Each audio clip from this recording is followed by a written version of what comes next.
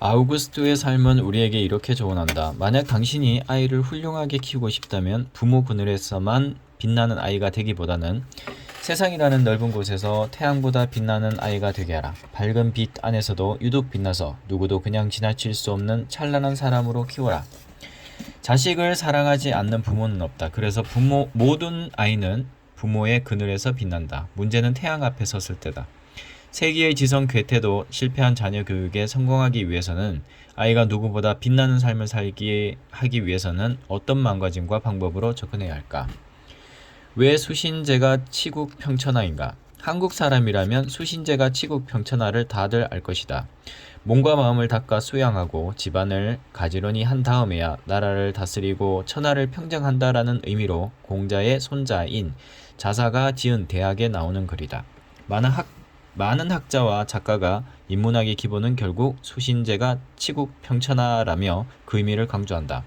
그들은 입을 모아 몸과 마음을 닦은 사람만이 집안을 돌볼 수 있고 그 후 나라를 다스리며 자기 뜻을 천하에 전할 수 있다고 말하는데 나는 생각이 조금 다르다.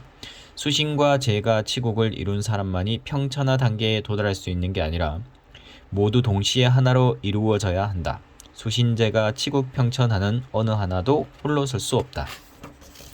앞서 확인했지만 괴테도 마찬가지였다. 그는 부모에게 천재 교육을 받아 대문호로 성장했지만 정작 자식 교육에서는 무참하게 실패했다.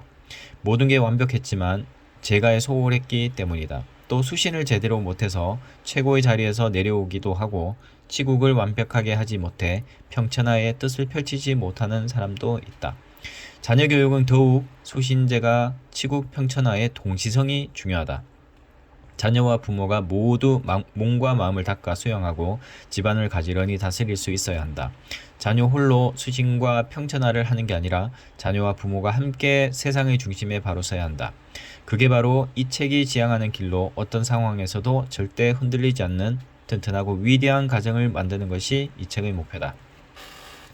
수신제가 치국 평천하가 중요한 또 하나의 이유는 인간에게 가장 소중한 자원인 시간을 낭비하지 않게 해주기 때문이다. 추운 겨울에는 당연히 보일러를 작동시켜야 한다. 하지만 삶을 낭비하는 사람은 오랫동안 보일러를 작동시킨 결과 바닥이 너무 뜨거워져 창문을 열어 실내 온도를 낮추는 비효율적인 상황을 맞이하게 된다. 수신을 보일러라고 가정하면 제가는 창문이다. 그리고 수신과 제가를 제대로 하지 못해 손해를 보는 건 치국 평천하라는 당신의 삶이다. 보일러를 제대로 조절하지 못한 대가로 창문을 열게 되고 그런 쓸데없는 행동을 반복하며 아까운 당신의 삶이 의미 없이 사라진다. 하지만 다음에 제시하는 5가지 방법을 실천하면 필요 이상으로 기름값을 내면서 창문까지 열어야 하는 비효율적인 삶에서 벗어나 누구보다 효율적으로 살아가게 될 것이다. 그게 뭔지 궁금하네요. 이 책에서 제시하는 모든 인문학 공부법의 기본 원칙과도 같은 것이니 최대한 세심하게 읽고 삶에서 실천해야 한다. 필요와 욕심을 구분하라. 필요와 욕심을 구분하라.